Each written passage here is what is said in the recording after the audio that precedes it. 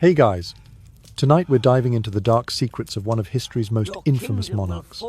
We all know Henry VIII as the king with a shocking number of wives, the man who split an entire church just to get his way.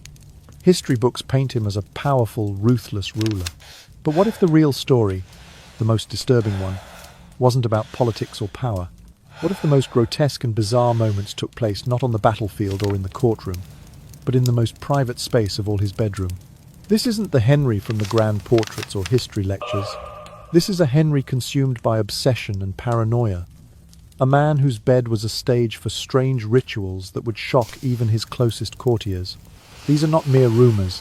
They're documented in his own court records, physicians' notes, and diplomatic reports that still exist. If you think his cruelty was only for the public eye, prepare to have your perspective shattered. His most terrifying rituals were the ones no one was meant to see.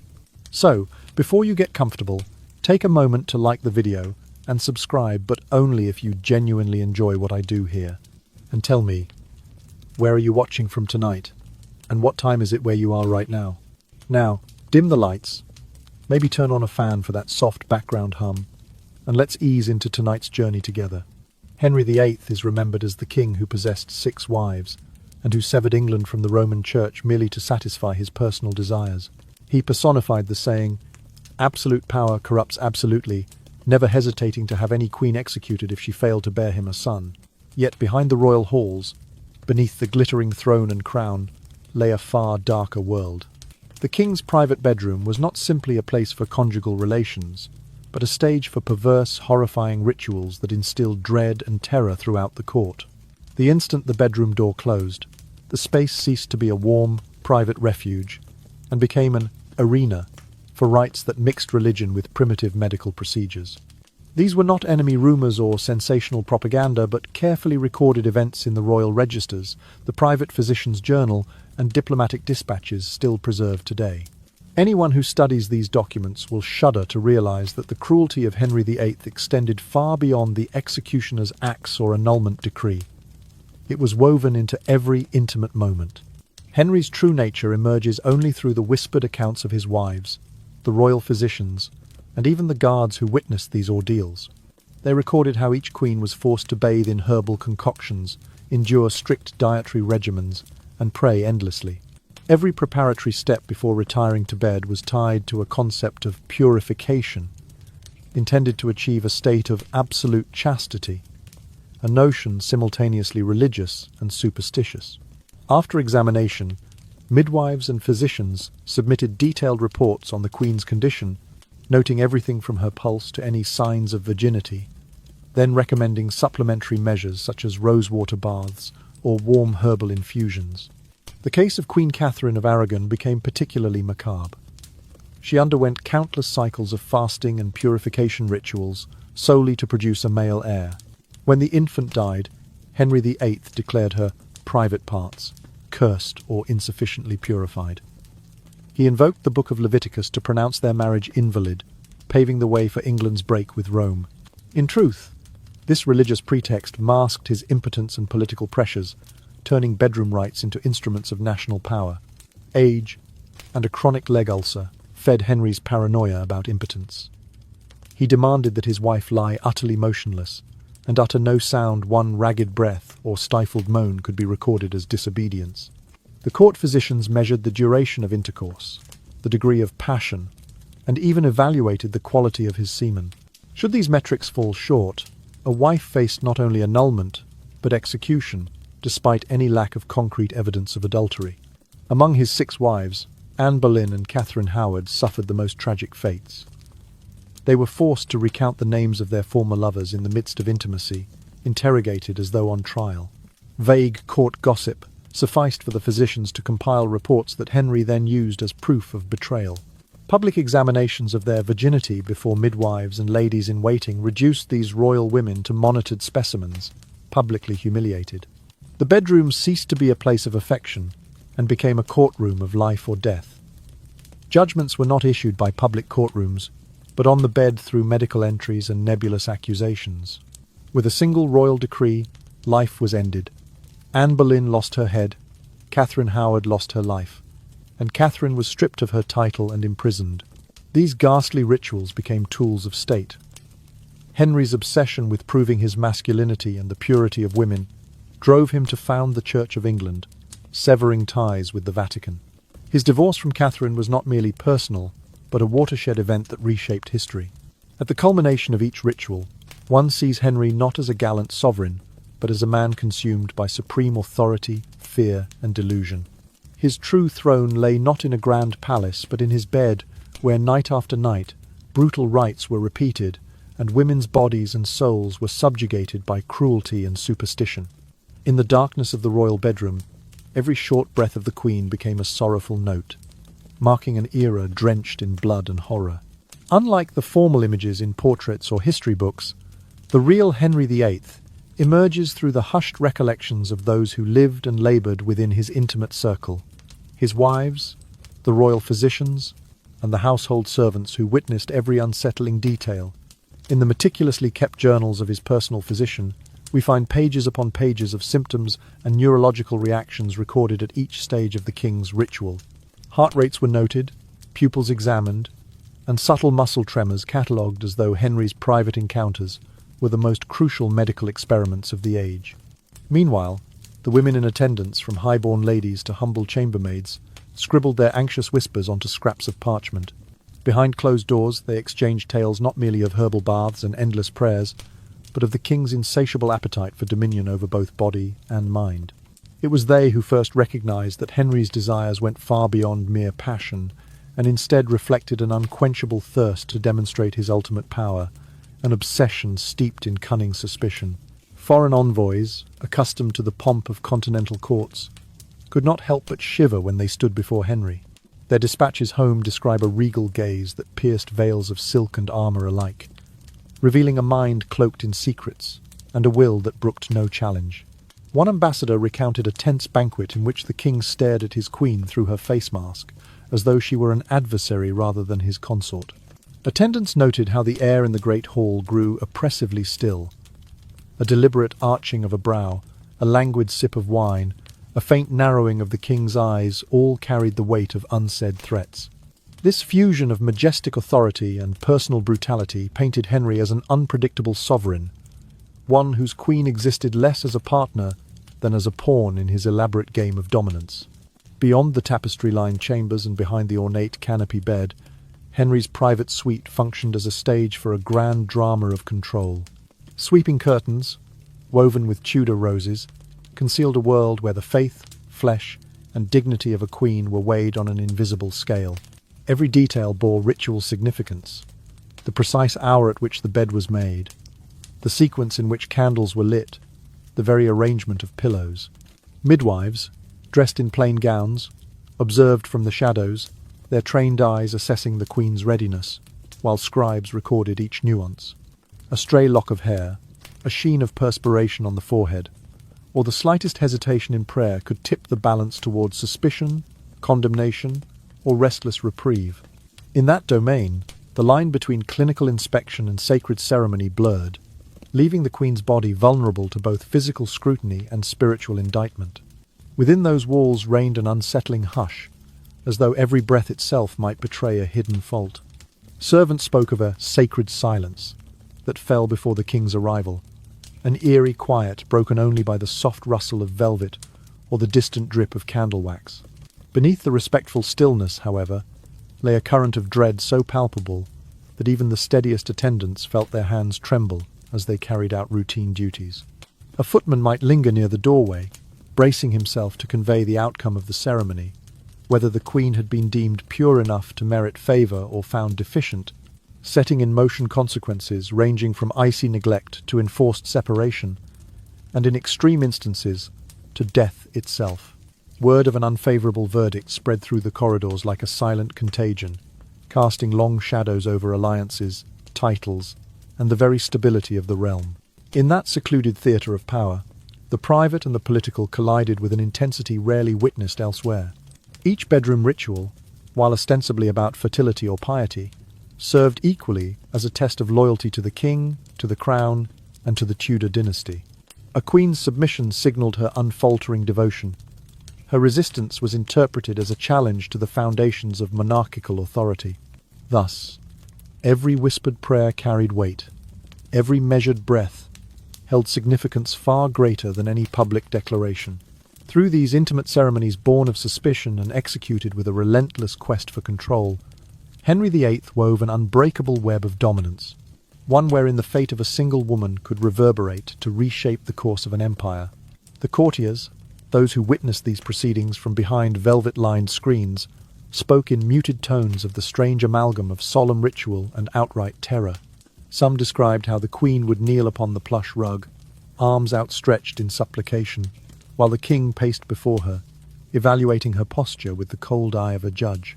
Priestly chants might echo softly from hidden alcoves, lending a veneer of sanctity to proceedings that were anything but holy. In these moments, the bedroom transcended its usual function.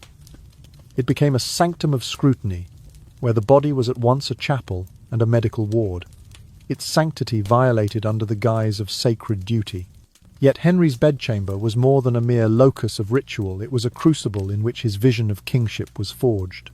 Each act of compliance reinforced the narrative of divine right. Each sign of defiance threatened the very doctrine upon which his rule rested.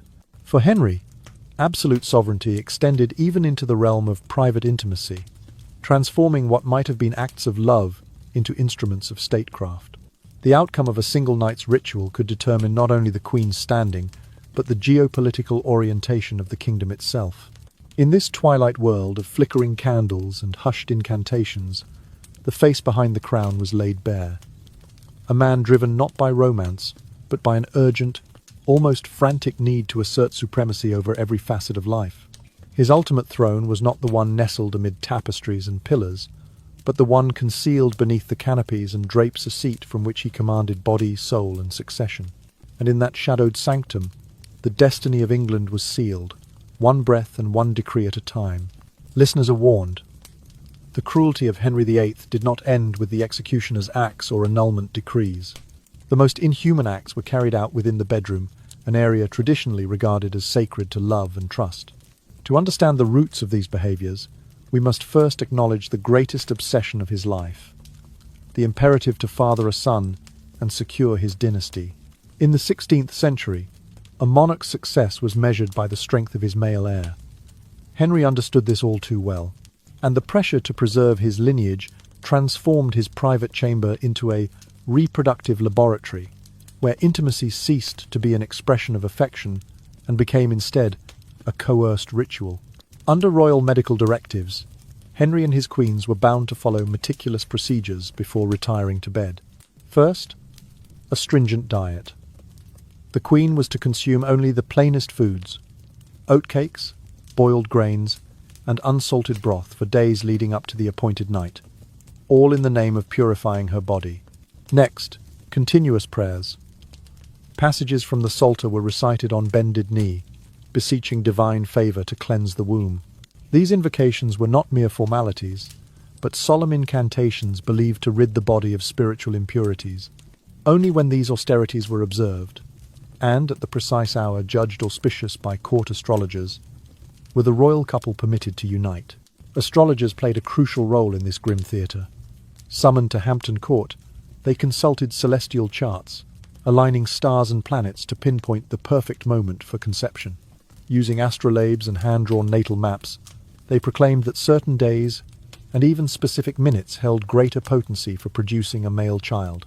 Once the election of the hour was declared, herbal baths followed mixtures of rue, lavender, and rose petals steeped in warm water to align the humours. The queen emerged, fragrant and pallid, to face the final stage. The bed, swathed in linen rolls that had been blessed by chapel clergy and scented with frankincense. This elaborate choreography was less about the union of two hearts and more about manufacturing life through a fusion of primitive science and superstition. In this way, Henry's bedroom became a laboratory of production. Physicians recorded every detail in medical tomes, the queen's temperature, her pulse rate, even the colour of her menstrual blood when present. Midwives stood at attention, their faces stern, marking each response of the body an involuntary shiver, a bead of sweat, a flicker of the eyelids as data. These observations were relayed to the king, who demanded that these indicators prove the queen's compliance with the ritual.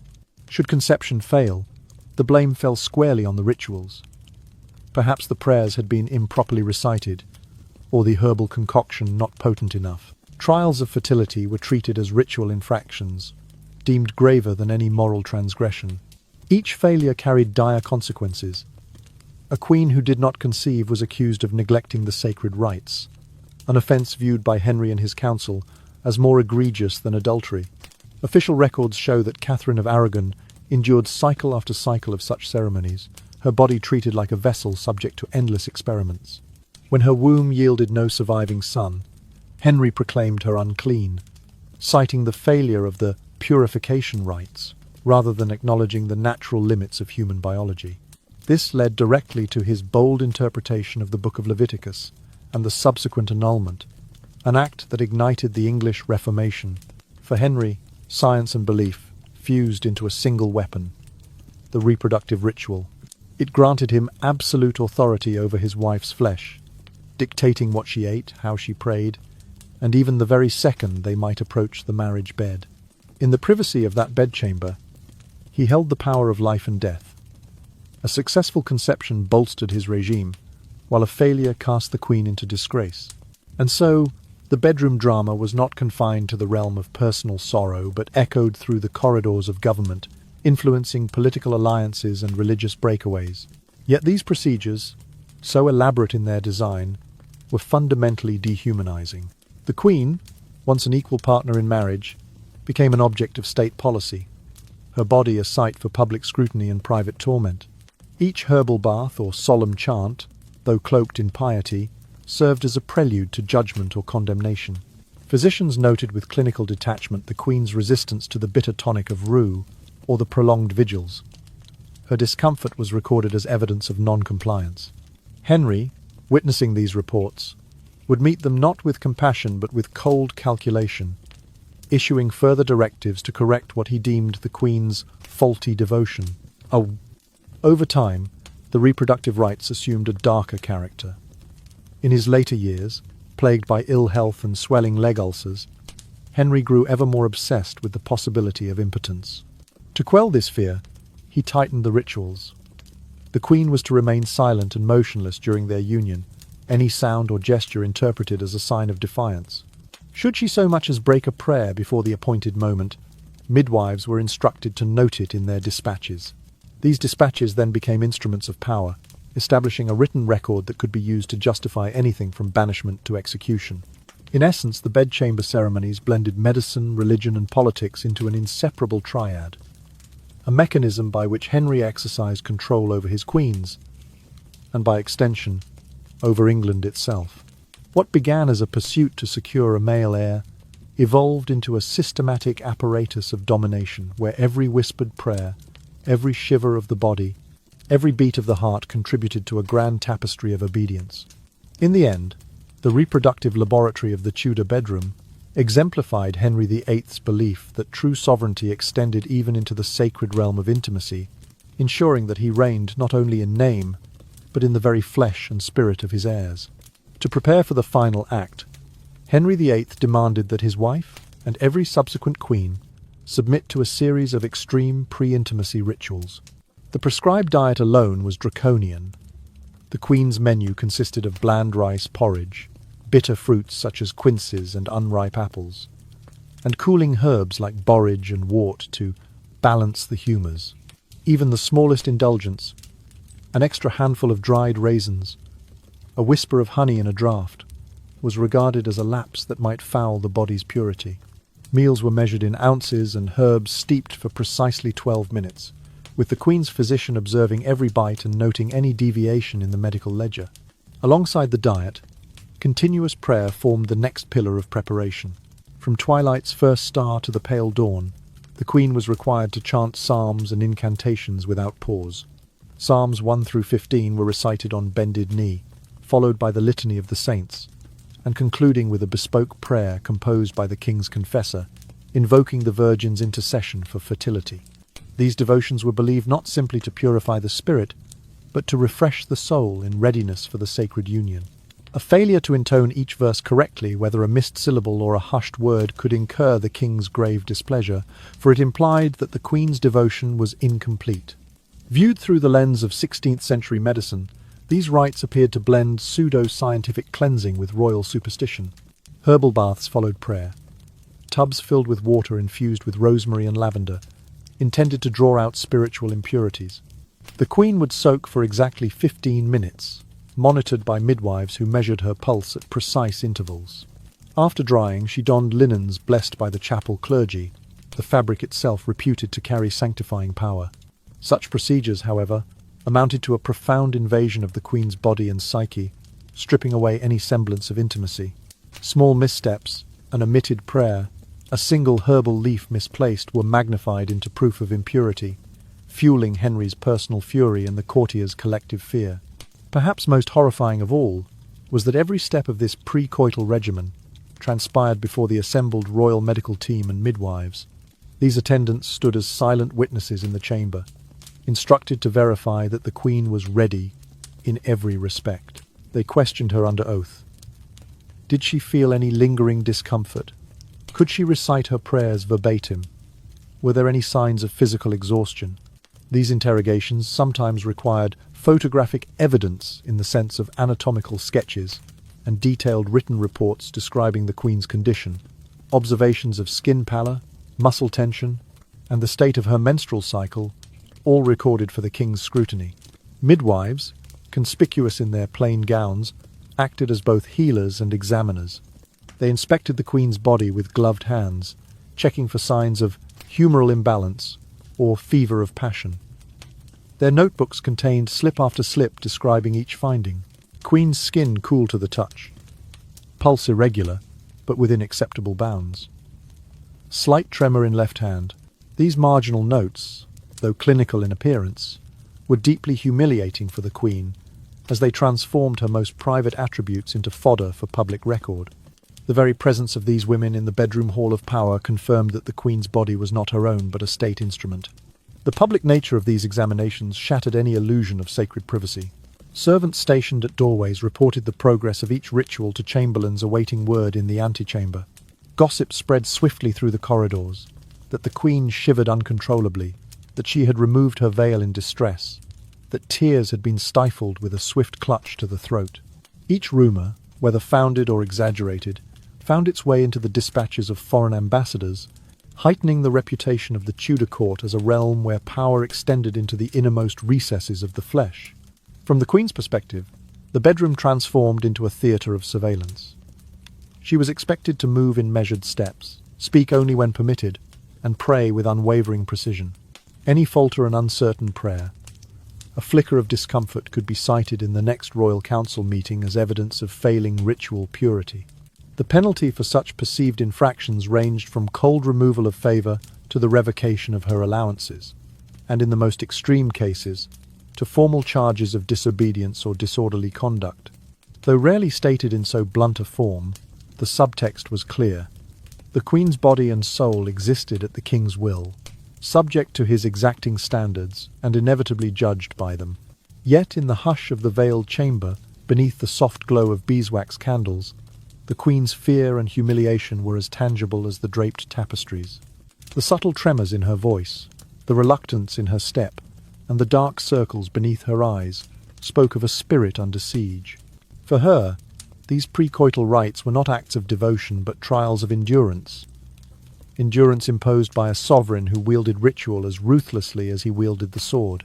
Thus, in Henry's court, the night before even the most intimate union became another arena for asserting power.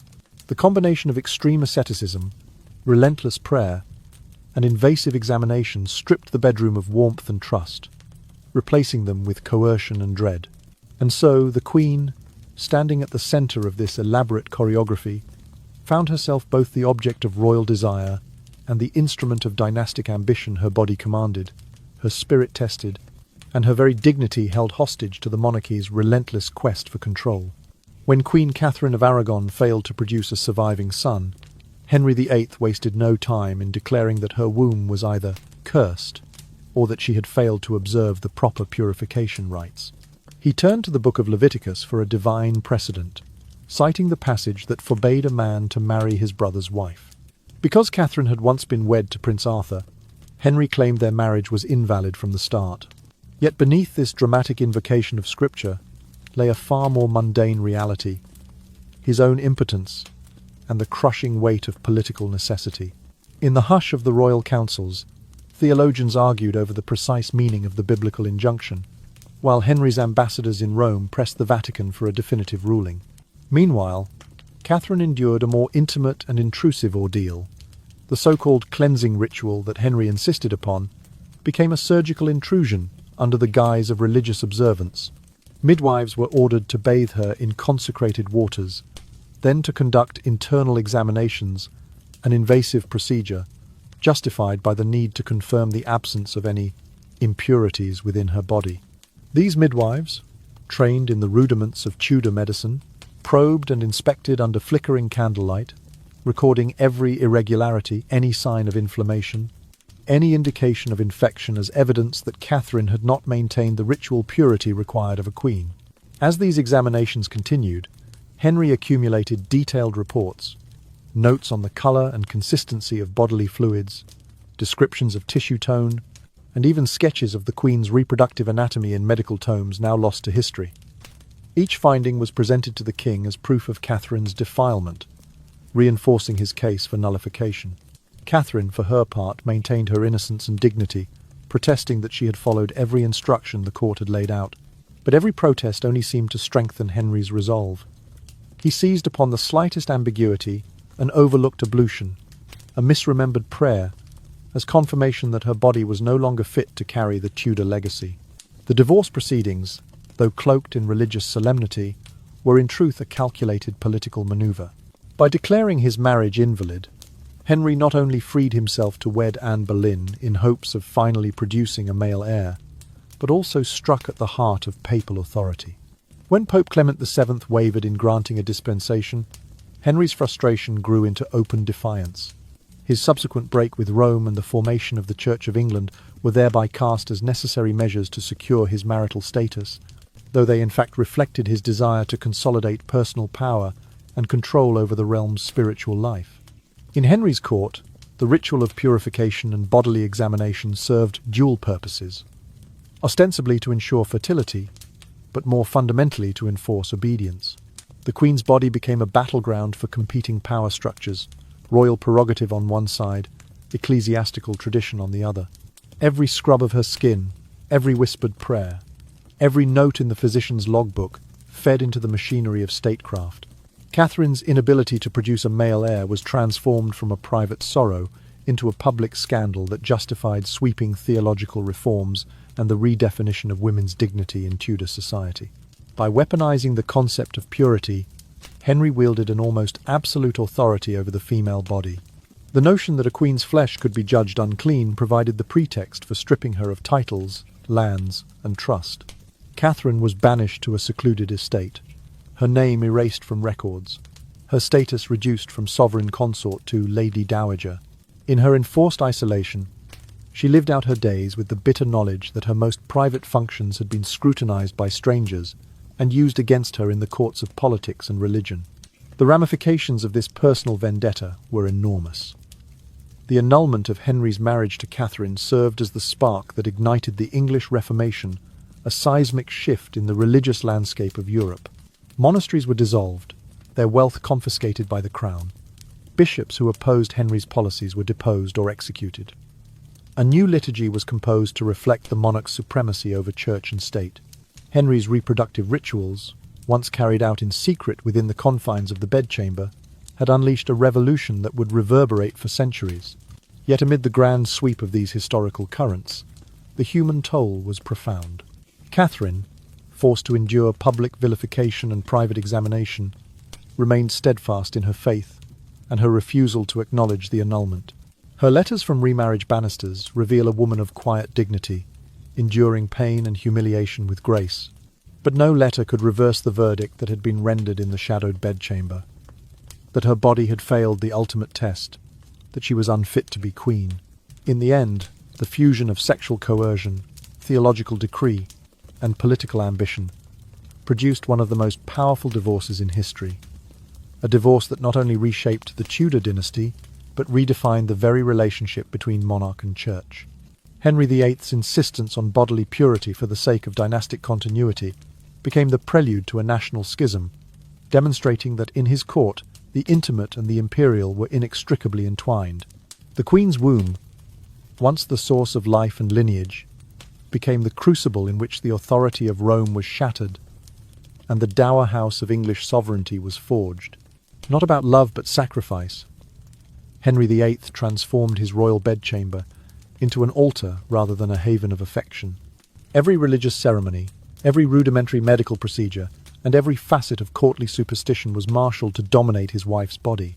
The royal physicians and midwives were mandated to provide exhaustive accounts of each preparatory step, from purification rites to assessments of reproductive readiness, all to confirm that the Queen's body was in a state of absolute purity before the king would enter the bedchamber.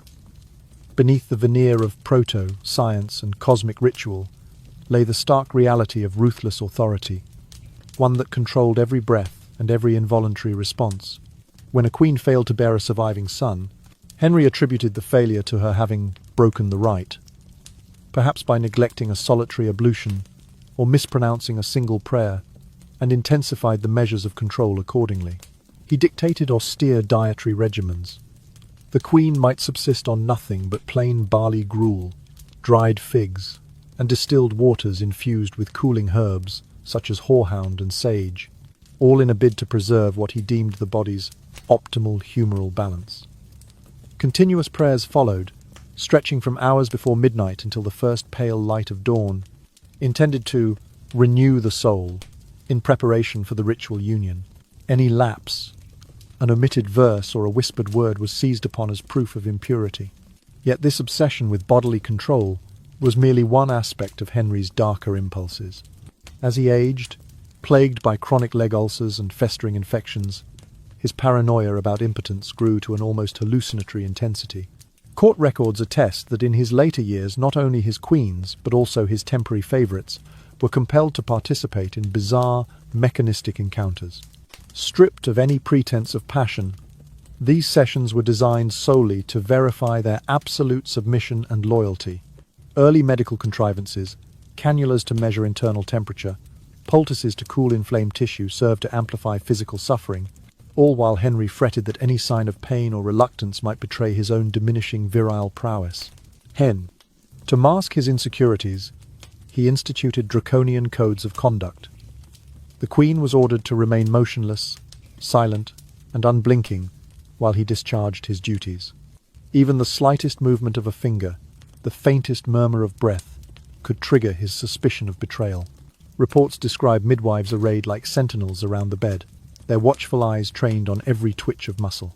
Should the Queen's hand stray from the specified position, or should her voice crack during prayer, the midwife was obliged to note it in her ledger. These private annotations later functioned as evidence, building a dossier of alleged infractions against the Queen. In this grim theatre, the bedchamber morphed into the ultimate tribunal, where verdicts of humiliation or death were rendered in silence. A failed ritual, or the slightest hint of independent thought, summoned a record that would justify either an annulment or capital punishment. The most sacred space of love and trust was repurposed into a battleground of cruelty, each ritual a weapon of power that exposed the king's relentless ambition for supremacy. Queen Anne II, having endured her share of trials, learned this lesson all too well. Court gossip and physicians' notes depict her trembling during the purification bath, her pulse recorded as irregular, her whispers of prayer deemed too faint. These minutiae were woven into a narrative of impiety. She had supposedly defied the sanctity of the rite, and thus could no longer bear the burden of royalty. In due course, the king's private verdict was formalized in an annulment decree, and Anne was relegated to obscurity. Even when suspicion lessened, the scars remained. The midwives' slim volumes of observations, pages lined with notes on tissue laxity, excess humours, and deficient fervour, were archived in the royal registry. Henry consulted these volumes like sacred texts, citing them in council meetings to corroborate his version of events. The women who had once shared his bed found themselves reduced to footnotes in the endless record-keeping of tyranny. And so the royal bedroom, once imagined as a sanctuary of intimacy, became the locus of statecraft and subjugation. Rituals that commenced with whispered prayers ended in quiet condemnation. The Queen's body, once an emblem of dynastic continuity, had been transformed into a vessel for the king's boundless thirst for authority. Each ceremony reinforced the message that the monarch's power extended even into the most private recesses of human experience. In the end, the bedchamber's flickering candlelight and perfumed air masked a deeper horror, that even the most tender acts of union could be weaponized in the service of absolute rule. Henry VIII's ultimate throne was not the opulent dais in Westminster Hall, but the shadowed canopy of his private chamber, where ritual and coercion reigned supreme. In that dimly lit arena, every embrace became an act of conquest, and every act of conquest reshaped not only the fate of his wives, but the destiny of a nation. When age and illness began to sap his strength, Henry VIII's suspicions and fanaticism only deepened, giving rise to ever more grotesque behaviours. Court records from his final years describe how not only his queen, but even fleeting dalliances among the ladies of the court, some as fragile as porcelain, were forced into unnatural positions that risked their very lives. He commanded that soft cords be wrapped lightly about their wrists and ankles to keep them perfectly still, a physical assertion of his absolute dominion. Physicians wearing cold iron gloves would palpate and press to detect any residual vital signs, as though the mere tremor of living flesh threatened his authority. In more extreme instances, a surgical blade sharpened and sterilized by early Tudor standards was used to pare away what he deemed impurities on the skin's surface, under the pretense of medical necessity. Each cut left a scar not only on the body but on the victim's sense of autonomy. Henry's demands did not end at physical restraints. He required his partner to maintain complete silence throughout these rituals. No sigh, no gasp, not even a stifled moan. Any sound, however faint, was recorded by the attending physician as evidence of non-compliance, to be meticulously logged in the royal medical ledger. A single amplified heartbeat might indicate that the Queen had deviated from the prescribed state of stillness, or that her thoughts had wandered from the ritual's sanctity. Those pulse readings, annotated in fine script, were later used to reinforce the king's conviction that only through perfect obedience could the Queen prove her worthiness to bear his heir.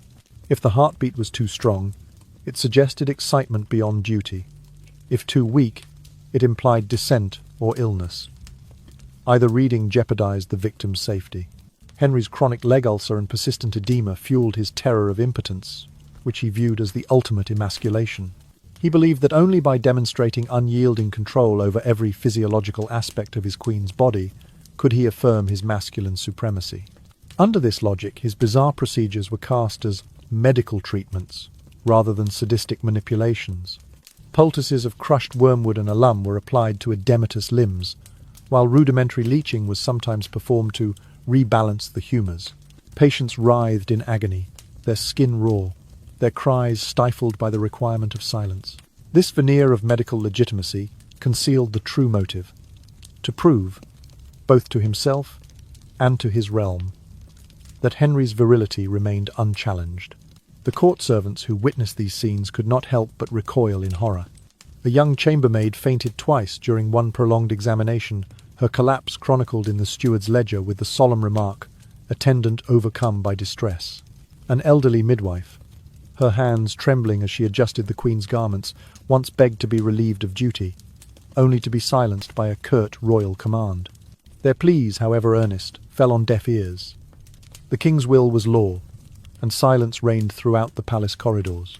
No whisper of dissent escaped the walls, for any sign of sympathy risked incurring the monarch's wrath. The omnipresent fear bound the household in a grim hush, ensuring that even the faintest protest was swallowed by the immensity of royal authority. Within the candlelit confines of the bedchamber, love found no refuge. Instead, the space became a terrestrial hell where personal tragedies merged inexorably with political ambition.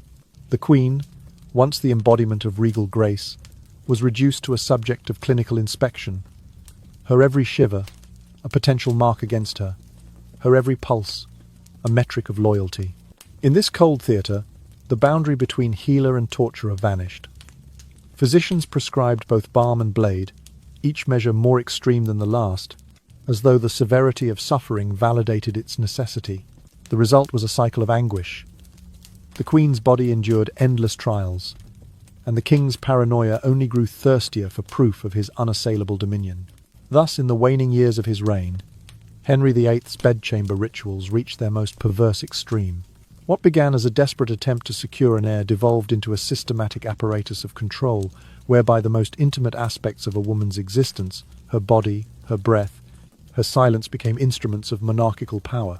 The bedchamber, once envisioned as a haven of trust, revealed itself as the ultimate locus of tyranny, a place where sacrament became spectacle, where devotion became coercion, and where the definition of womanhood was rewritten by the cruel hand of a king determined to rule not only the realm but the very flesh of his queen. In that grim theatre of shadows and whispers, the true cost of absolute power was laid bare, the sacrifice of love upon the altar of fear of impotence and enforced rituals.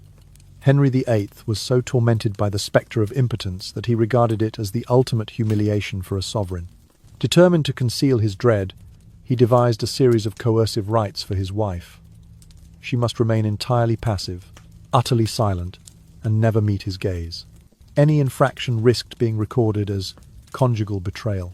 Internal court memos revealed that the queen was often compelled to don constricting garments, tight bodices laced so firmly that her breathing became shallow, while soft cords bound her wrists gently behind her back, leaving only the narrowest of openings for the king's instruments of inspection. In Henry's mind, only by subjugating his wife completely could he reaffirm his manly vigour to himself and to his realm. Physical control, however, was only part of his arsenal. Henry also demanded that his queen recite scripted prayers imbued with suggestive power, as if these sacred words might spark the fires of fertility. These prayers were written out in full, each syllable meticulously chosen, invocations of Street Anne for motherhood, petitions to Street, Augustine for purity, and appeals to the Holy Ghost for renewal of the womb. The queen was forced to chant these lines repeatedly, her voice echoing off the tapestry-lined walls from dusk until dawn. The relentless cadence wore her down, her throat raw from recitation, her mind reeling under the weight of unceasing supplication. What might have seemed, from afar, a poetic display of piety was in truth a form of psychological torture, an unending litany that blurred the line between faith and coercion. As night wore on, the chamber grew heavy with the scent of aphrodisiac herbs and perfumed tallow. Sprigs of wild fennel and rue burned quietly in braziers, sending flickers of greenish smoke into the shadows. At once evocative of both opulence and occult ritual, the aroma masked the stench of fear and fatigue permeating the room. The candles, coated in clove oil, cast long, wavering shadows on the walls, as though spectres moved among the ornately carved furniture. Yet beneath this romantic veneer lay a horrific mechanism of control, designed to degrade the queen's spirit as well as her body. Henry's paranoia about his potency extended to exhaustive post-coital interrogations, what he called output reports on performance quality. Once the forced union concluded, the queen remained bound and silent, while the royal physicians measured her pulse and respiration at regular intervals. They timed the king's ejaculation, with precise instruments attenuated glass tubes marked at the ounce and half-ounce, and even recorded the woman's emotional response, labeling it the affection quotient. These data were charted meticulously in the margins of medical folios, with columns noting length of union, intensity of release, and evidence of satisfaction. The physician's report, bound in crimson leather and sealed with the king's crest, was then presented to Henry in the stillness of the royal bedchamber, each detail serving as a verdict on his virility. Should the findings fall short, if the queen's pulse did not return to a specified range within 5 minutes, or if the affection quotient registered below a predetermined threshold, the queen was judged to have an unsuitable constitution. This diagnosis justified the suspension of her conjugal privileges, a stark step toward annulment or, in extreme suspicion of infidelity, capital charges. Though rarely articulated, the logic was simple. A body deemed unfit by medical decree became a body unworthy of motherhood, and a queen unfit for motherhood was no longer fit to rule. Court physicians, though complicit, sometimes recorded their own misgivings in private notes. One surgeon lamented that the queen's skin had become thin as parchment, and that her spirit seemed broken. A midwife confided that she had found the queen's tears as instructive as her pulse, noting in an aside, Her eyes betray a grief deeper than any illness. Such marginalia, though never presented to the king, circulated among the inner circle, whispering of the human cost behind the clinical facade. Despite the brutality, any attempt at protest was swiftly suppressed. The Queen's lady-in-waiting who dared to offer comfort was reprimanded and reassigned to distant estates. Physicians who hinted at mercy risked censure, their licenses to practice revoked at a royal whim. In Henry's court, the dictates of compassion yielded to the imperatives of power, and the line between healer and jailer dissolved entirely. Yet the Queen, bound and broken though she was, retained a fragile spark of defiance. In whispered confessions to her confessor, she spoke of the spiritual violence inflicted upon her, arguing that true purity could never be measured by pulse or prayer. These private rebellions, like faint embers smouldering beneath the ashes of coercion, offered a glimmer of hope that the human soul might remain unconquered, even as the body was subjugated. In the annals that followed, these rituals of fear and forced devotion came to symbolize the darker side of absolute monarchy. Henry VIII, in his quest to conceal impotence and assert dominance, transformed the sacred ritual of marriage into a machinery of domination. The bedchamber, once the site of love's tender exchange, became a crucible of suspicion and suffering. And as dawn broke each morning over Wiltshire's rolling hills, the Queen rose from her bed, not as a consort revered, but as a living testament to the cruel logic of power, forced to bear daily witness to the ways in which intimacy can be twisted into an instrument of tyranny. The horrific proof of chastity examinations. Anne Boleyn, Henry VIII's second wife, endured one of the most brutal lessons in Tudor conjugal politics. Court gossip in Cork even claimed that Henry once interrogated her about every single past lover in the midst of their intimacy, compelling her to recite each name aloud until he was satisfied. Yet verbal confession was merely the beginning of his ritual of humiliation. He demanded to see the physical marks of virginity she purportedly carried. This so-called medical inspection was primitive and invasive. Midwives and royal physicians were ordered to observe and confirm, by sight, touch, or whatever rudimentary methods they possessed, whether Anne's body still bore the signs of untouched purity. As the king's initial passion cooled, Henry's paranoia grew ravenous. He began to suspect that Anne's body had deceived him, spreading rumours that she exhibited traits of inconstancy, despite any factual basis. In a further escalation of this perverse court tradition, he commanded that upon her wedding day, a cloth be placed beneath her, as proof of virginity, an ancient custom revived to suit Tudor spectacle. The attending lady-in-waiting was charged with bearing the blood-stained cloth before the assembled court the following morning. If the linen was not soaked red, as Henry demanded, the Queen would be branded a traitor to matrimony. That single crimson cloth became the documentary evidence the king needed to either annul the marriage or level charges of adultery. These examinations and verdicts were carried out publicly before the royal medical team and a retinue of courtiers. Midwives in sombre gowns and physicians clutching quill pens stood as silent witnesses to Anne's most private moments. They scrutinized her body under flickering candlelight, inspecting the hymen's condition and testing its integrity by manual examination, a crude, even dangerous procedure by any standard. Their findings were recorded in official reports, though phrased in clinical jargon to mask the cruelty. Notes on membrane resilience, tissue elasticity, and evidence of previous rupture. Each entry reinforced the king's suspicions and fed into the dossier used to condemn her. The spectacle of a royal woman, stripped of all modesty, examined before a tribunal of male and female attendants, left many at court aghast. Upper-class ladies, their fine gowns rustling in the gallery, watched in horrified fascination as Anne, once the toast of fashion and music, stood vulnerable under the midwife's cold gaze. Lower-ranking chambermaids whispered of the Queen's tears and the tremor in her limbs, while gentlemen-at-arms stationed at the doors tried to quell their discomfort with stiff silence. The boundary between intimate ceremony and public trial collapsed entirely, and what was meant to affirm love became a grotesque show of dominance. In Henry's mind, these public virginity tests were not simply archaic pageantry, but unmistakable declarations of power. By staging such examinations, he signalled to all that the ultimate authority over life, lineage, and loyalty resided in his hands. A queen's body served as a tangible instrument of statecraft. Her supposed purity, or lack thereof, could make or break alliances, justify religious reforms, and shape the fortunes of the realm. The ritual of uncovering the true condition of Anne's body transcended personal scandal. It became a lesson to every noble family that the monarchs will reign supreme, even over the most sacred human bonds. Amid this frenzy, the Queen's own protests were muted under the weight of protocol and decorum. Anne was expected to comply without question, her dignity exchanged for fleeting whispers of compassion from sympathetic onlookers. Any outspoken defense of her honor risked fresh accusations of insolence or witchcraft, both crimes punishable by law.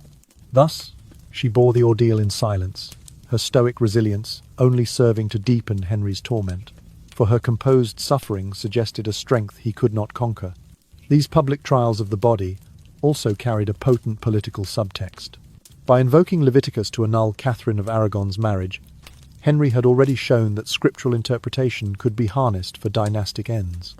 Now, by resurrecting the bedchamber spectacle for Anne, he reinforced the message that spiritual authority and royal prerogative were inseparable.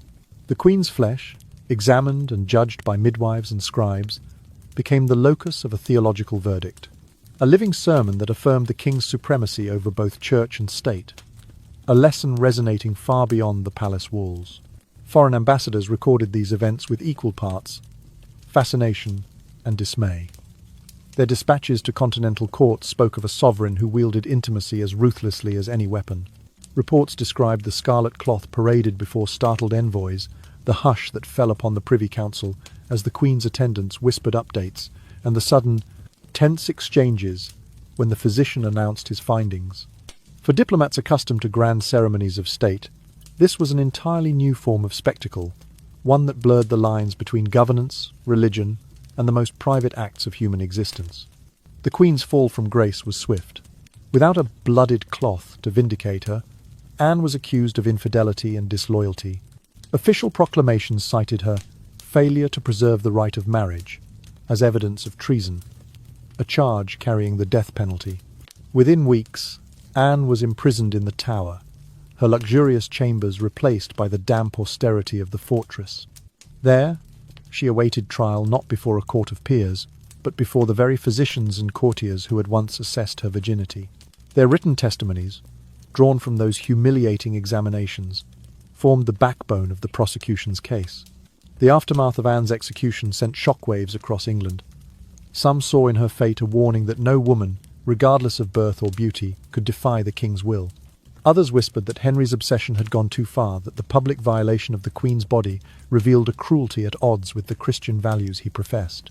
In any case, the ritual of proof of chastity had etched itself into Tudor history as one of the darkest displays of monarchical power, a portrait of a court where love was sacrificed on the altar of suspicion and control.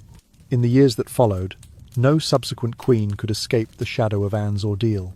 The memory of that scarlet cloth, and the mothers-in-waiting forced to bear witness, lingered in the corridors of power, reminding all that in Henry VIII's England, the royal bedchamber was not a sanctuary, but a theatre of terror, where the ritual of unveiling a woman's most intimate self became the ultimate assertion of the sovereign's dominion. Cruel oversight and the death sentence from the bedchamber, Henry VIII's obsession with proving chastity reached its zenith when he transformed the royal bedchamber into a secret tribunal. Every indication of failure in the elaborate rites, from unsuccessful conception to a shudder or sigh deemed too loud, to the slightest irregularity on the ceremonial bloodcloth, was meticulously recorded. In Henry's court, a single notation by his physicians sufficed to declare that a queen had lost her reproductive worth, or exhibited signs of disloyalty in spirit, immediately triggering either an annulment or charges of conjugal treason, swiftly followed by a death warrant. Within the heavy drapes and silken canopies, the only sounds were not the soft whispers of lovers, but the scratch of quills upon parchment. Scribes and doctors sat in whispered conclave as candlelight danced over their ledgers, each stroke of ink sealing a fate. Catherine Howard, Henry's fifth wife, was condemned to death. After the king convinced himself she had dallied with other men, evidence drawn not from witnesses or confessions but from court gossip and the private notes of his medical attendants. Likewise, Anne Boleyn found herself ensnared.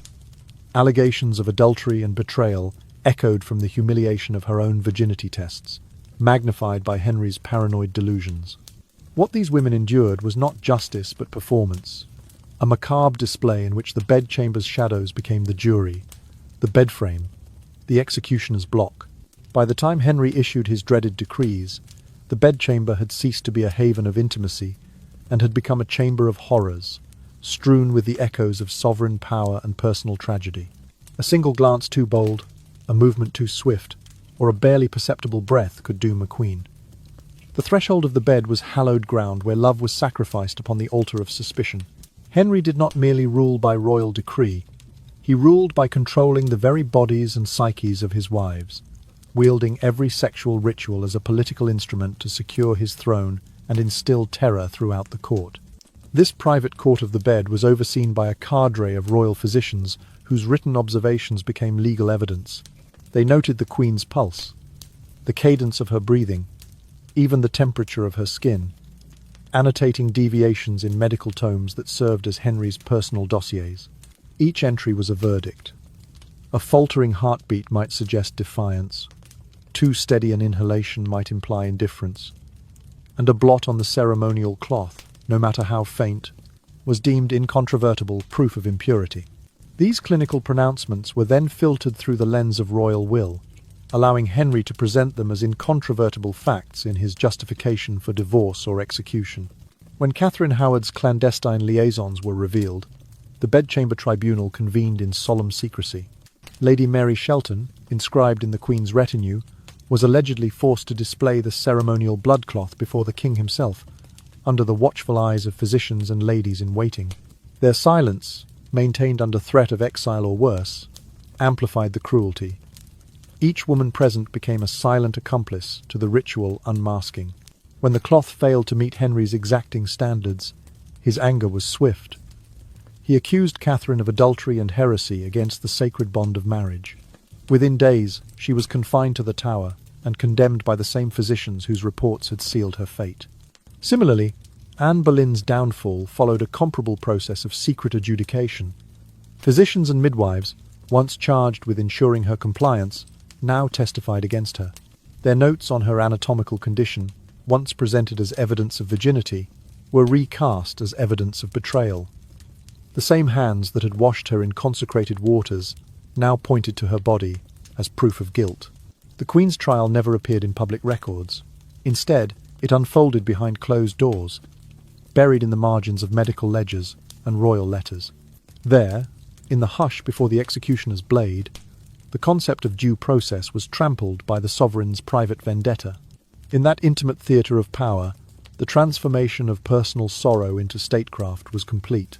No longer could a royal marriage be viewed purely as a union of hearts or houses. It had become a mechanism for consolidating absolute authority. A queen's body was the stage upon which the king asserted his dominance, and her demise served as a potent warning to all who might question the monarchy's reach. The fate of the consort became a measure of the king's strength, an irrevocable testament to his capacity for both love and cruelty. Yet the victims of these bedchamber tribunals were more than mere symbols. They were real women, subjected to unimaginable indignities. Catherine Howard, a sheltered noblewoman turned queen, met her end at the block because Henry's fear of female agency eclipsed any loyalty she might have expressed. Anne Boleyn, once hailed for her wit and charm, was undone by the very procedures meant to safeguard her virtue. Their deaths echoed beyond the palace walls, reaching every corner of the realm as a stark proclamation. The bedchamber was no sanctuary, and under Henry VIII, no woman was safe from the sovereign's paranoia.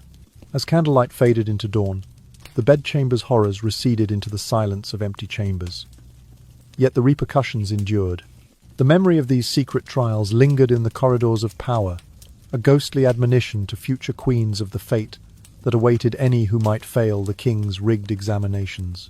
For Henry VIII, the bedchamber tribunal was the ultimate assertion of his belief that true sovereignty encompassed even the most intimate recesses of human life. And in that haunted court of shadows and whispers, every ritual became a weapon, every sigh a potential indictment, and every woman's body the contested territory of an absolute monarch's unyielding will. In reality, the charges of adultery and marital betrayal levelled against Anne Boleyn and Catherine Howard rested on no concrete proof, but were born of vague suspicions and the king's relentless manipulation of information. Henry VIII transformed the very rituals of purity testing and the hospital-like reports generated in the bedchamber into instruments of accusation, the midwives' equivocal testimonies, the physician's notes on unsatisfactory reproductive indicators, and even the whispered gossip circulating among courtiers about past dalliances were harvested, conflated, and magnified into so-called evidence of infidelity. Thus, when Henry decreed that a queen was no longer chaste, or unable to bear a living son, he issued his edicts of divorce, or ordered imprisonment in the council chamber with barely a pretense of due process. These humiliating interrogations often unfolded in the midst of forced intimacy. Anne Boleyn, Henry's second queen, endured the most painful of ordeals, compelled to recite the names of every former lover while the king watched, her voice trembling as she spoke each syllable. This grotesque ritual served a dual purpose. It reinforced Henry's absolute power and provided him with the pretext to enact punishment. The midwives, some with nerves frayed from years of courtly intrigue, stood by as silent witnesses, forced to corroborate his version of events with nods and murmured affirmations.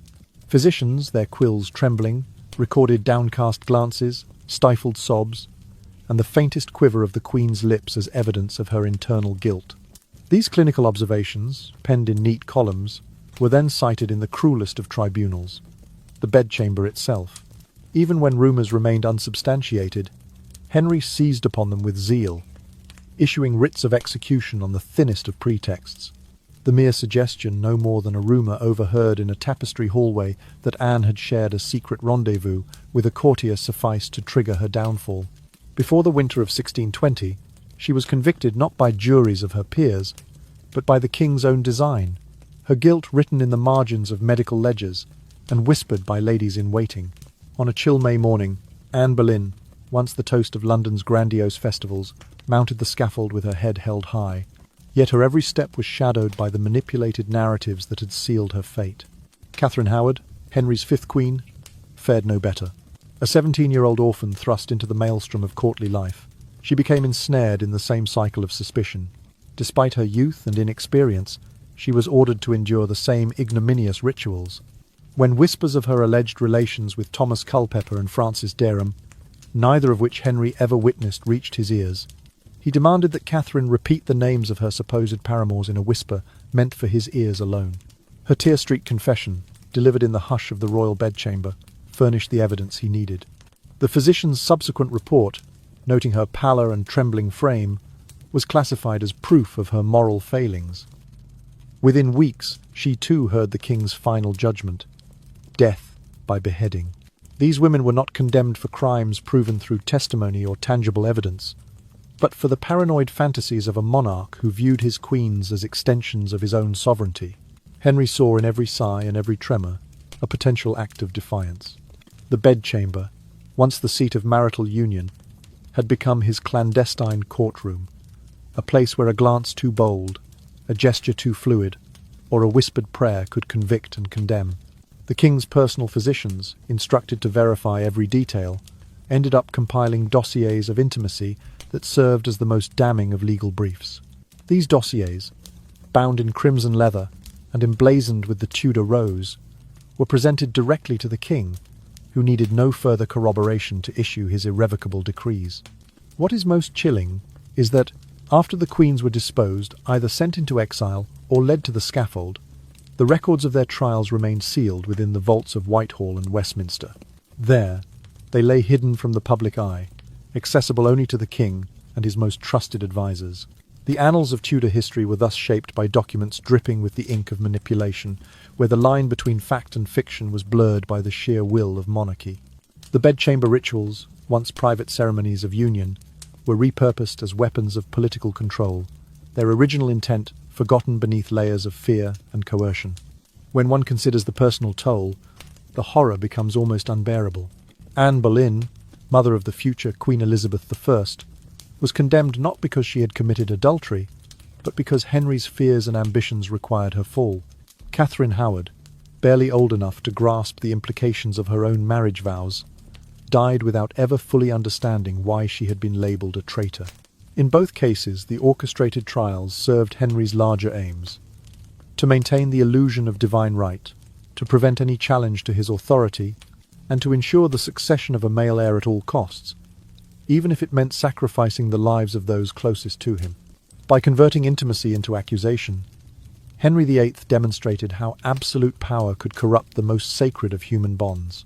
The bedchamber, once a symbol of mutual trust and personal devotion, became the locus of tyranny, where a queen's dignity was measured not by her love or loyalty, but by her compliance with the king's most perverse demands. In that shadowed chamber, personal tragedy merged seamlessly with political spectacle, and each queen's fall served as a somber reminder that under Henry's reign, no woman, however high her station, could escape the sovereign's capricious gaze. Ultimately, the fate of Anne Boleyn and Catherine Howard underscores a tragic truth. Their deaths were secured not by the weight of proven wrongdoing, but by the strategic manipulation of ritual, rumour, and medical record. Henry VIII, in his quest to safeguard his lineage and assert his unassailable dominance, turned the most intimate acts into public performance, and used the relics of those acts, bloodied cloths, whispered confessions, ledger entries as the instruments of execution. The bedchamber tribunal was the final arbiter of life and death, and no matter how fiercely a queen protested, once Henry decreed her guilt, the palace gates slammed shut behind her forever. And here lies the greatest horror of all. The bedchamber rituals were never private matters of love or devotion, but tools of national power. Henry VIII's obsession with asserting his masculine virility and enforcing female purity became the driving force behind his most consequential policies. Above all, England's break with the Roman Church. Each time he ordered a purification rite or insisted on a bodily inspection of his queen, he sent a clear message through the corridors of power. Only when the queen proved herself utterly obedient and produced a living son would the throne be secure. This perverse conviction that dynastic continuity depended on a personal ritual underpinned Henry's bold challenge to papal authority. By invoking scripture to annul his marriage to Catherine of Aragon, he effectively claimed the right to judge his own union, removing the decision from the Vatican's jurisdiction. The divorce decrees, once mere instruments of ecclesiastical procedure, became proclamations of the king's supreme authority over matters sacred and profane. What began as a quarrel over lineage evolved into a theological and political schism. Henry declared that he, not the Pope, held the final say on marriage, doctrine, and church governance in England. The physical remnants of those bedchamber ceremonies, annulment papers, the physician's meticulous journals, and the midwife's inspection reports were repurposed as historical evidence to justify what remains the greatest religious revolution in 16th century Europe. Henry presented these documents to Parliament and to the clergy, framing his personal trials as matters of national necessity. He argued that Catherine's supposed failure to maintain ritual purity, documented in the royal medical logbooks, demonstrated God's disfavour upon their union. In doing so, he conflated intimate rituals with divine sanction, persuading many that the break with Rome was ordained by both heavenly and earthly authority. Through this transformation, the most intimate space in the palace, from which only a handful of confidants could glimpse, the rituals became a political theatre on which the monarchy asserted its dominance over every stratum of society. The nobility watched in silent awe as the Queen's purification rites, once private ceremonies, were cited in the new Act of Supremacy, which declared the king the only supreme head on earth of the Church of England. The medical profession at court found itself compelled to endorse the king's claims. Their reports were included in the royal archives, underscoring the union of science, religion, and statecraft. Even the clergy, now stripped of foreign oversight, were pressured to accept the royal supremacy that had been forged in the shadows of the bedchamber. Each repeated ritual, whether it was Catherine's long hours of prayer and herbal baths, or Anne Boleyn's public demonstrations of chastity, served not merely to attempt conception, but to stage the assertion of the crown's authority. When the Queen emerged from her purification chamber, her compliance was broadcast through court ceremony, reinforcing the notion that the king's will extended into the most private recesses of life. Dissenters, noble families, bishops, or gentry who questioned the legitimacy of these procedures risked being branded traitors or heretics. To oppose the king's bedchamber theology was to align oneself with papal tyranny and rebellion against the realm. This strategy of wielding personal spectacle as political weaponry proved terrifyingly effective. England's greatest abbeys and monasteries fell one by one, dissolved under royal decree, their lands and revenues redirected to the crown. Bishops who preached against the break with Rome found themselves deposed and replaced by men loyal to the new ecclesiastical order, crowned by the king's own sovereignty. The medical examination tables and prayer benches of the Queen's private apartments echoed across the nation, reinforcing the vision of an all-powerful monarchy. Even common folk in London's crowded streets heard rumours of the Queen's latest purification, and they understood that this intimate drama was the source of the king's unchallengeable rule. In effect, Henry turned the private chamber into the capital's most powerful pulpit. A ritual performed under velvet curtains became the basis for legislation that bound every English subject to the monarch's supremacy. Any nobleman or parish priest daring to question the theological underpinnings of the new Church of England risked accusations of disloyalty not just to the crown, but to the divine order itself. The Queen's bodily ceremonies thus transcended their original purpose. They became the cornerstone of a new national identity, one in which the monarch was both head of state and head of church. As the rituals continued, their performative force only grew more daunting. Each unsuccessful pregnancy, each whispered doubt about ritual compliance, was seized upon as fresh justification for further consolidation of power. When Henry married for a sixth time, his new queen was required to repeat the cycle of purifications and examinations, reinforcing once more that her value lay in her capacity to prove obedience and fertility. The repetition of these rites served as a constant reminder to courtiers and commoners alike that the bedchamber, not Parliament or Rome, was the locus of ultimate authority.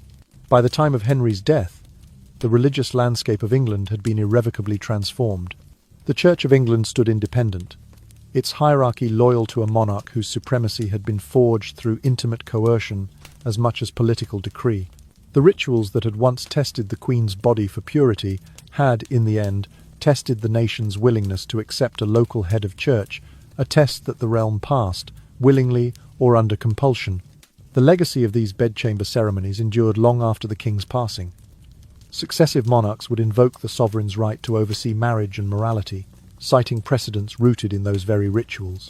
In the shadow of the bedchamber, England emerged as a nation transformed. The personal had become political, and the private acts of purification and inspection became the blueprint for an ecclesiastical revolution. Henry VIII's most intimate ceremonies, designed to secure a male heir, instead secured his legacy as the founder of an English church free from papal interference. What began as a quest for lineage ended as a reshaping of an entire religious order, demonstrating that under an absolute monarch, even the holiest rituals of love and trust could become the greatest instruments of state power. From a political standpoint, the execution of Anne Boleyn transcended mere personal retribution and functioned as a stark admonition to the aristocracy regarding the king's unassailable might. In sending Anne to the scaffold for adultery and marital betrayal, Henry VIII made clear that no one, not even a queen who had once stood at his side, was exempt from the sacred rites he himself had ordained. Her fall served as a vivid demonstration that the monarch's will, especially when enacted through the intimate ceremonies of the bedchamber, carried the force of law. Any deviation from his protocols, no matter how private or ritualized, invited the severest of consequences. Similarly, Catherine of Aragon's public disgrace and forced exile from court were about far more than her inability to bear a living son. Henry levelled charges not only of infertility but of ritual impurity, asserting that her purification rites had failed to meet the royal standard. He proclaimed that her miscarriages and stillbirths indicated a divine curse on her line, thereby justifying the nullification of their marriage. This pronouncement was not delivered in some distant hall of papal justice, but was instead rooted in the same bedchamber reports and ceremonial failures that had been meticulously catalogued by his physicians and midwives. By branding her as ritually unclean, Henry fashioned marital dissolution into an instrument of statecraft, using his sovereign prerogative to sever ties with Rome and assert ecclesiastical autonomy. Each royal marriage and subsequent adjudication within the confines of the sovereign's private apartments thus became a catalyst for monumental historical shifts. Catherine's enforced separation opened the door for the English Reformation, marking the beginning of a national schism in which spiritual allegiance was reoriented toward the crown. Meanwhile, Anne's forced confession and execution underscored the perils of challenging the king's authority, reinforcing the principle that ultimate power resided not with the Pope or with any foreign potentate, but with the Tudor monarch himself. The bedchamber, once the site of intimate union, emerged as the focal point for dynastic politics, where the sanctity of marriage and the sovereignty of the realm intersected in the most intimate of rituals. Henry's message to his nobles was unmistakable. The enforcement of personal rights and the maintenance of ritual purity were matters of national security. To fail in these intimate displays was tantamount to fomenting rebellion. By leveraging bedchamber ceremonies as proofs of loyalty and channels of divine favour, the king ensured that every member of the court, every peer of the realm, understood that their fortunes depended on unwavering obedience to his protocols. Thus, even the loftiest dukes and earls found themselves bound by rituals that, though ostensibly private, held the power to elevate or destroy their positions. In this way, Henry VIII consolidated an unprecedented level of centralized power. The dissolution of monastic lands, the redistribution of church wealth, and the creation of the Church of England were all ramifications of personal bedchamber politics. He used the evidence of failed purifications, those dusty medical ledgers and the stained sheets of the royal bed, to persuade Parliament and his bishops that a national religious revolution was both warranted and divinely sanctioned. These documents became the foundation for sweeping legislation, the Acts of Supremacy and Uniformity, which enshrined the king's role as head of both state and church. What had begun as the most intimate of domestic rituals thus fueled the greatest constitutional transformation of the era. The political theatre of the bedchamber also served to intimidate the wider population. News of a queen's humiliation or execution spread rapidly through the realm, carried by couriers and whispered in market squares. The tale of Anne Boleyn's fall, for instance, was recounted with grim fascination by commoners as much as by courtiers. It fostered a climate of deference and fear.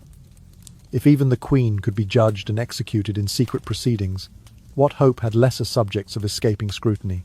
Henry effectively turned the personal into the political, making the most private acts into public spectacle, and thereby reinforcing his image as an omnipotent ruler whose authority penetrated every layer of society. At the same time, Henry's manipulation of religious symbolism served to legitimize his governance. By framing Catherine's and Anne's bedchamber rites as matters of divine approval, he recast personal grievances into theological imperatives.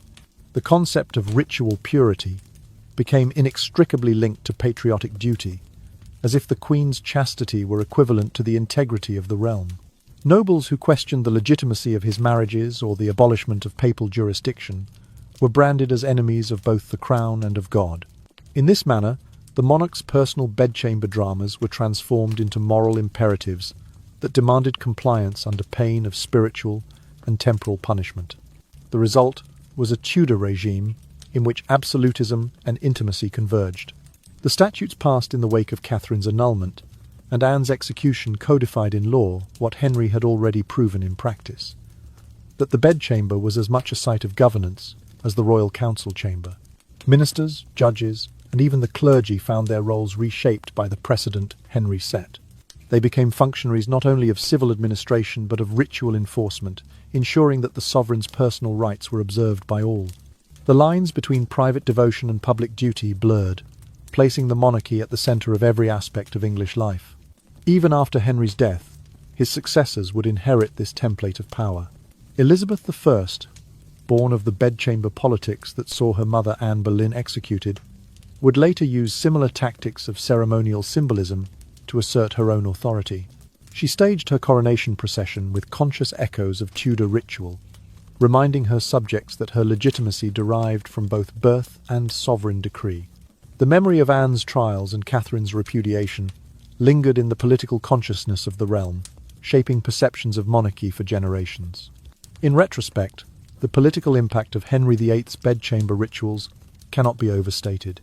What might have seemed at first glance to be the private anguish of a king seeking heirs was in truth a grand strategy for the consolidation of absolute monarchy.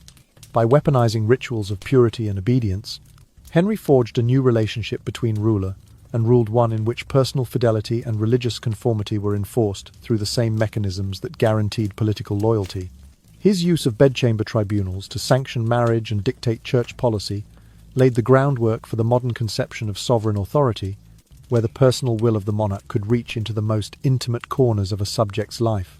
Thus, each marriage and each execution within those velvet-draped chambers reverberated across the national stage, shaping the destiny of Britain and leaving an indelible mark on the course of Western history. Behind every reform, every judgment, and every new marriage lurked the shadowy presence of Henry VIII's bedchamber, an arena where rituals of faith, rituals of sex, and rituals of power converged to determine the fate of a nation. Each demand for proof of chastity, each purification ceremony, each medical examination was etched in the flesh and bones of the women who dared to speak, dared to defy, or simply could not bear a living son. Their very survival or their deaths was never merely a personal tragedy, but rather a political pivot that propelled the restructuring of England's religious and social order. The Queen's private rites were never performed in isolation. Even as Henry promulgated statutes and assembled his council to debate matters of state, the spectre of his bedroom ceremonies hovered over every session. In the Great Hall of Westminster, lords and bishops debated acts of supremacy and uniformity, while whispering fearful glances at one another, each recalling the fate of Anne Boleyn and Catherine Howard. They knew that the bedchamber's verdicts, drawn from herbal purges, bloodied cloths, and physicians' reports were the true underpinnings of the king's reforms. To them, the doctrine of royal prerogative was inseparable from the Queen's purity trials, for both emerged from the same source, Henry's unchallengeable will. Each ritual exacted a toll in human terms. Catherine of Aragon endured endless cycles of fasting and prayer, only to lose child after child. With every miscarriage, her body bore fresh scars, physical and psychological, while her reputation was further stained by whispered claims of impurity. The records maintained by royal physicians map out these sorrows in cold clinical detail. Miscarriage at 7 weeks. Fetal remains stillborn. Pulse irregular post-ritual. These entries, simple though they appear, formed the basis for Henry's first break with Rome, as he cited Catherine's failed purifications to justify his divorce. Thus, the ghosts of unborn princes haunted the corridors of power, shaping decisions that would redefine an empire. Similarly, Anne Boleyn's forced virginity tests the crude inspections by midwives. The humiliating display of the ceremonial cloth left indelible marks on court memory. Rumours of those examinations spread among London's populace, reinforcing the image of a monarch who scrutinised his queen's body as rigorously as he taxed his subjects. When Anne fell from favour, it was not merely a personal downfall, but a public demonstration of what happened to anyone who resisted the king's private ordinances. Her execution reverberated far beyond the Tower's walls, chilling the nobility and clergy alike. They understood that personal fidelity and political loyalty were two sides of the same coin, each enforced through the mechanics of the bedchamber. Catherine Howard's demise echoed this pattern. Though barely old enough to grasp the gravity of her own marriage, she was subjected to the same ritual scrutiny, her youth exploited to reinforce the narrative of female vulnerability. When gossip of her alleged infidelities, fueled by her own forced confession, reached the king's ears, her death sentence served as a stark reminder that no one was exempt from the sovereign's reach. In suppressing her voice, Henry confirmed that silence was the price of survival. The queen, who could not remain pure, both in body and spirit, was erased from the throne and banished from history's official narrative. Beyond individual destinies, these bedchamber ceremonies reshaped geopolitical alignments. Catherine's annulment severed ties with the papacy, sparking the English Reformation and sending ripples through Christendom. England's break with Rome gave other reformers a powerful example. If a monarch could defy the most revered bishop in Europe, so too could princes and parliaments assert their independence. Henry's private rights thus became a public manifesto, declaring that national sovereignty trumped foreign authority. The dissolution of monasteries, the appropriation of their wealth, the redistribution of their lands was justified by the same logic that had condemned his queens, that purity and obedience were prerequisites for legitimacy. The involvement of the royal medical establishment further cemented this fusion of the intimate and the political. Physicians and midwives, once trusted confidants in the Queen's most private moments, found their reports repurposed as historical documents. Their meticulous observations: temperature normal post-ritual, tremor noted in left hand, no adverse signs of impurity, were filed alongside Acts of Parliament, side by side with proclamations on church doctrine. Thus, the language of medicine and the language of law merged, creating a new discourse in which bodily conformity equated to civic loyalty. Any deviation from the prescribed norms risked erasure from both the bedchamber and the state. Even the most arcane aspects of these private rituals, the precise timing dictated by astrological charts, the selection of specific herbs to cool the humours, the arrangement of candles according to celestial alignments took on political significance. Astrologers were summoned to court not merely to assist in conception, but to validate the divine favour allegedly bestowed upon the monarchy. When planetary alignments foretold a fruitful union, Henry seized the moment to reinforce his own cosmic right to rule. Conversely, any astrological inauspiciousness was blamed on female defiance, further entangling personal fate with national destiny. The cumulative effect was that the bedchamber became both the source and reflection of Tudor absolutism. It served as a constant reminder that the sovereign's authority could penetrate every layer of existence, from the laws that governed land and commerce to the private throes of passion and procreation. Noble families, once accustomed to a clear demarcation between public office and private life, now found that the king's will could extend into their most intimate spaces. The fear of being summoned for a purity trial, real or rumoured, kept many in line more effectively than any parliamentary statute. Even after Henry's death, the legacy of these rituals persisted. His successor, Edward VI, inherited not only the throne but the precedent of enforcing monarchical supremacy through personal ceremony. Elizabeth I, daughter of Anne Boleyn, would later stage her own orchestrated displays of virginity and marital symbolism to assert her unique authority, echoing the bedchamber politics of her father. The concept that a queen's body could embody the state endured, informing the monarchy's relationship with both subjects and foreign powers. In the end, the private ceremonies of Henry VIII's bedchamber became the crucible in which modern notions of sovereignty and statecraft were forged. By turning intimate rites into instruments of policy, he demonstrated that true power is measured not only by armies and decrees, but by the ability to command the innermost realities of human life. The women who endured those rituals, Catherine of Aragon, Anne Boleyn, Catherine Howard, and others paid the ultimate price, as their personal tragedies propelled the Tudor dynasty to unimaginable heights of authority. Their bodies, tested and judged in the name of dynastic necessity, became the foundation upon which an entire nation redefined its identity and its laws. In that dimly lit chamber of ritual and dread, the fate of England was written, one whispered prayer, and one blood-stained cloth at a time.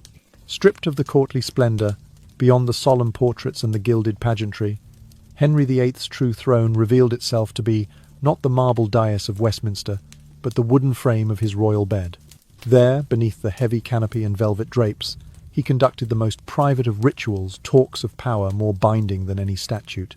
In that confined chamber, he manipulated, threatened, and ultimately decided the fates of his queens, wielding bodily rights as though they were imperial decrees. Henry's obsession stemmed from a deep-seated fear. Fear of impotence, fear of betrayal, fear that his legacy might falter without a living son to inherit the crown. This terror mutated into a form of paranoia that governed every intimate act. No glance, no whispered vow, no touch went unmonitored. His bedchamber became a crucible of suspicion. Each soft rustle of silk, each measured breath, was scrutinized for signs of defiance or disloyalty. In Henry's eyes, the Queen's body was not her own. It was an instrument of dynastic continuity, and any imperfection in its performance threatened the very stability of the realm. To enforce his will, Henry instituted brutal rituals under the guise of religious and medical necessity. The Queen was instructed to perform elaborate purification ceremonies, fasting on meagre porridge and bitter herbs, reciting penitential psalms from Psalm 1 to Psalm 150, kneeling for hours on cold stone, all before she could approach the marriage bed. These rites, ostensibly meant to prepare her womb for conception, served as tests of obedience. Failure to observe the minutiae, skipping an intercession to the Virgin Mary, or neglecting a vial of consecrated rosewater, could be cited as evidence of spiritual impurity, a sign that she had fallen short of the king's exacting standards. Henry's paranoia extended to the structure of the bed itself. The mattress was custom-built in 3 layers, each draped with linen blessed by 3 chaplains. Candles, placed at the king's precise instruction, formed geometric patterns on the floor, whose shadows traced the outlines of Tudor roses, symbols of legitimacy. If the sheets were disturbed or the candles extinguished prematurely, it was recorded as a breach in protocol. Even the position of the Queen's pillow was subject to regulation. It had to be aligned exactly with the king's for the ritual to commence. Such measures, which may appear absurd to the casual observer, were to Henry the undeniable proof that he ruled not only by divine right, but by the absolute command of his own personal ceremony. In this realm of ritualized control, the bedchamber served as both place of union and court of judgment. Physicians and midwives, once healers and comforters, were co-opted into his apparatus of surveillance. They were bound by oath to report any sign of defiance that they observed. A flush of the cheeks, a faltering tone in prayer, a tremor in the hand. Their notes, written in plain but chilling detail. Her pulse quivers beyond 36 beats, voice flagging during the litany. Slight perspiration on brow, were then filed in the royal registries. These entries became the underpinnings of legal actions: divorce, annulment, and in the gravest cases, charges of treason. Indeed, Henry treated any failure in the bedchamber as a public crime. When the Queen did not bear him a living son, he declared it evidence of her spiritual and bodily failing. He proclaimed that such failure signalled divine displeasure, an argument he used to justify breaking with the papacy. The Act of Supremacy, which established him as the supreme head of the Church of England, was thus undergirded by the logic of the bedchamber, that sovereign authority extended even into the most intimate acts of human life. The dissolution of the monasteries, the rewriting of liturgy, the trial of bishops, all flowed from the same source. Henry's belief that his personal rights were the final arbiter of truth and power. In that dimly lit chamber, the Queen's body became the contested territory of power. Her flesh was surveyed, tested, measured, and, if found wanting, condemned. Catherine of Aragon, Catherine Howard, Anne Boleyn each endured the same fate. Each saw her dignity stripped away by the rituals designed to prove her worth. Their deaths, portrayed as necessary for the good of the state, were in fact staged acts of terror, reminders to all that no one, however high-born, was exempt from the king's absolute will. Even after Henry's death, the shadow of his bedchamber rituals lingered. His successors inherited not only the crown, but the precedent that sovereign power could reach into the innermost realities of human existence. Elizabeth I, in her own right, would manipulate marriage prospects and succession through carefully choreographed ceremonies, echoing the example set by her father. The notion that a ruler's authority might extend into the bedroom and beyond persisted in the collective memory of the English monarchy. Ultimately, the tragedy of Henry VIII's bedchamber lies not merely in the personal suffering it inflicted upon the queens, but in how it redefined the nature of power. By transforming intimate rights into mechanisms of state control, he forged a model of absolutism that fused the public and private spheres. The bedchamber, once a sanctuary of trust and love, became the locus of coercion and fear. In so doing, Henry achieved a form of sovereignty unprecedented in Europe, one that claimed dominion over not only lands and titles, but over the very bodies and spirits of his subjects. Thus, when one looks beyond the pomp and pageantry of the Tudor court, what emerges is a portrait of a king consumed by fear, paranoia, and a relentless desire for control. His true throne was not the grand hall of state, but the bed beneath the crimson canopy, where every whisper, every breath, every ritual was an act of power. In that chamber, Henry VIII revealed the darkest capacity of absolute monarchy, to govern the most intimate facets of human life, to decide who may live, who must die, and, more chillingly, who may lay claim to the very spell of sovereignty itself. And so, dear listener, as we lay aside the heavy curtains and dim the flickering candlelight of Henry's chamber, let us draw a soft, deep breath and allow the weight of history to drift into the quiet corners of memory. We have walked through whispered rituals and silent verdicts, but now let those shadows dissolve gently into the background, like mist lifting at dawn. What remains is not terror, but a reminder of the fragility of power and the enduring strength of compassion and empathy, virtues that outshine even the grandest thrones.